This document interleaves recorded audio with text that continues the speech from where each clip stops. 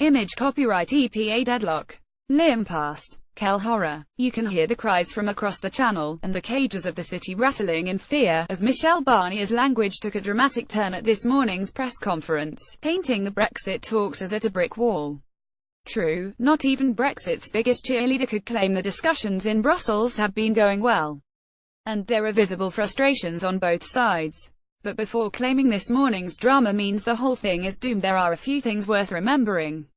At the very start of this whole process, the hope was that in October, the EU would agree to move on to the next phase of the talks, to talk about our future relationship.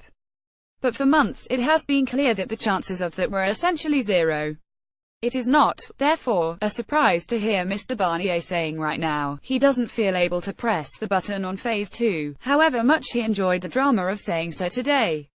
Second, behind the scenes, although it has been slow, there has been some progress in the talks, but officials in some areas have reached the end of the line until their political masters give them permission to move on.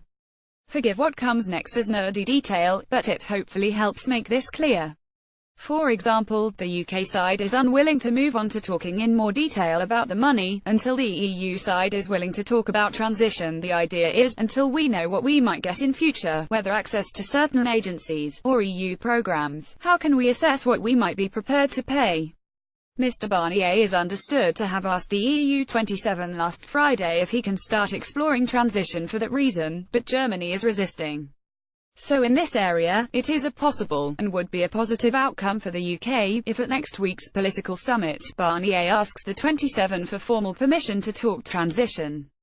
It would not be as big a step as moving on to Phase 2, but it is the next political decision that could ease the deadlock in this area.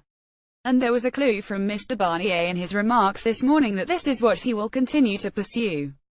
And third, if you had been writing the script of these negotiations before they even began, there's no question that at some point in the plot, there would have been a declaration of digging in, a cry that it's all impossible, it is almost the end of the road, all is lost. Then, at the last moment in a late-night summit, emerges the one side of A4 in the clammy hand of an official. On it, not many details, but a few lines that sketch out agreement, show some progress.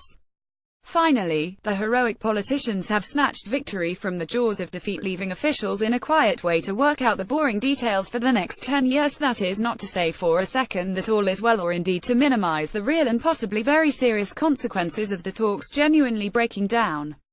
And whether it is all pantomime or real politics, the remarks will of course stir the pot in Westminster too, likely adding to the drumbeat among some Brexiteers that a swifter exit with no deal is better than this drawn-out agony and Remainers' deep anxiety and uncertainty for business about whether a deal can really be done. But both on the UK side and the EU side, to translate this morning's remarks into certain Armageddon for the deal would be to misunderstand